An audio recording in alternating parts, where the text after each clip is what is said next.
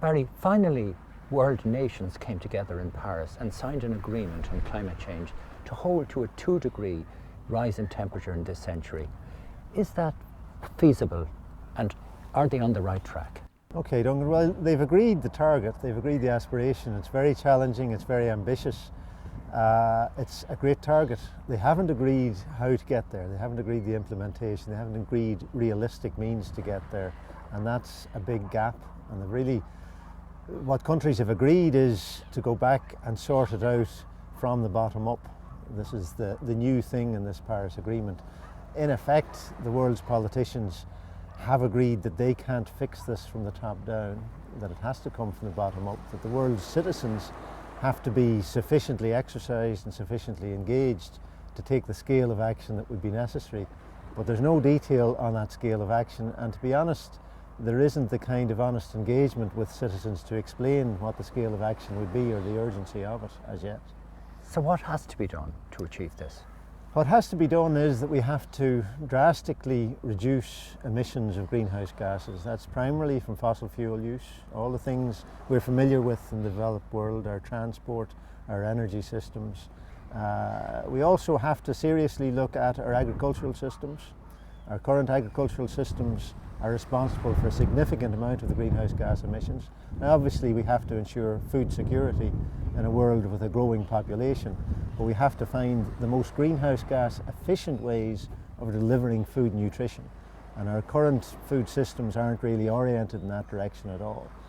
And then the third thing is deforestation. That's not an issue in our part of the world, but there are parts of the world where forests are still being cut down at a very rapid rate, and that's contributing directly to the greenhouse gas accumulation in the atmosphere. So all of those things have to happen. Each different country has to look at its particular emissions profile, its particular trajectory, and figure out what to do for the best. There is this expression, common but differentiated responsibility. So it's a common atmosphere. We're all subject to the same common atmosphere and common climate system. But we have different degrees of wealth, we have different degrees of historical responsibility for the amount of greenhouse gases that are in the atmosphere already. We have different capacities to do things. But certainly for us, in the really very well-off world, where we're very comfortable, comparatively speaking, we have food security, we have welfare security, it's really incumbent on us to be much more aggressive in the actions that we take. And some of those actions are going to be painful. So certainly we can have more efficient cars, we can electrify cars, this is just in transport, but we're probably going to have to reduce our absolute amount of transport as well. Find ways of living somewhat more frugally, at least for a period of time. Technologies hopefully will improve in the future, but the problem is so urgent now that we can't simply sit back and hope that technology will solve it. We need to take action now. So what are the implications for Ireland? We have to completely decarbonise our energy system. That means renewables. It also means storage systems for energy. That the technology is only at very early stage. It's going to be a different form of energy system, much more reliance on electricity, much more, in Ireland's case, wind energy generation. A lot of that offshore, but that's a big lead time to do that. It's very technically challenging. We have to rethink our transport. We need much more public transport. We need a proper rail system, an electrified rail system.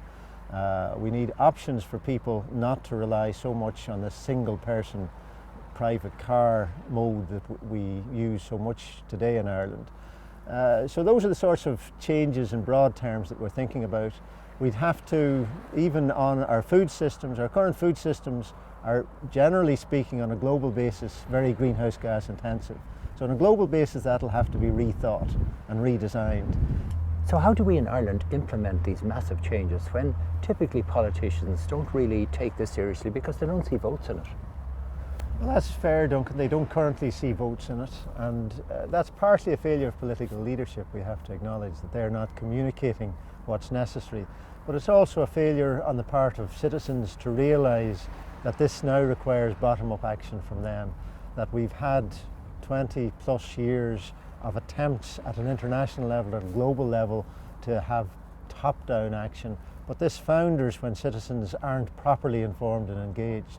So in effect, the major lesson out of the Paris Agreement is that it's back to citizens to learn about the challenge, to understand the challenge, to understand what it means for them and their children, and to then talk to politicians, talk to their neighbours, talk to their friends, take actions, get involved in organisations that are campaigning. Of course, do the personal behavioural changes, look for more efficient ways of living their lives, less emissions intensive ways of living their lives, but they need to be helped to do that. But those personal behavioural changes in and of themselves are at this stage completely inadequate to the scale of the problem. So political engagement, engagement with their politicians, with their local politicians, with their national politicians, with their European politicians, saying this is a really, really important issue. They are not scientists, they're not technologists, but they need the politicians to set that agenda. And if they set that agenda, the citizens will be on board with it and will engage with it. But without that sort of bottom-up commitment, I don't think the politicians are going to do it. But we need it at all levels. And how do we make this happen? Because will our politicians act on this? Or does it mean our citizens have to really step up to the situation and demand our politicians to change? Well, I think it's fair to say that a significant lesson from Paris is there's been a change of approach at the international level. The previous approach was to attempt a top-down, politician-led approach to this, and that essentially has failed, and that's why it's taken so long to reach this Paris Agreement.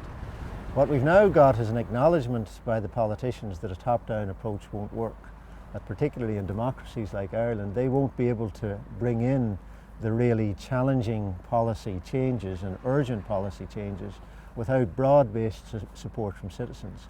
So yes, these changes will only happen if citizens become aware, become engaged, learn about the potential impacts, and campaign very actively, engage directly in politics, engage their politicians, but also campaign, participate in civil society groups.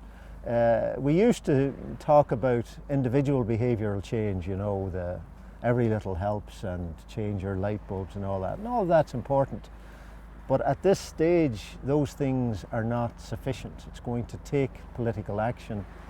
It's going to take solidarity across societies.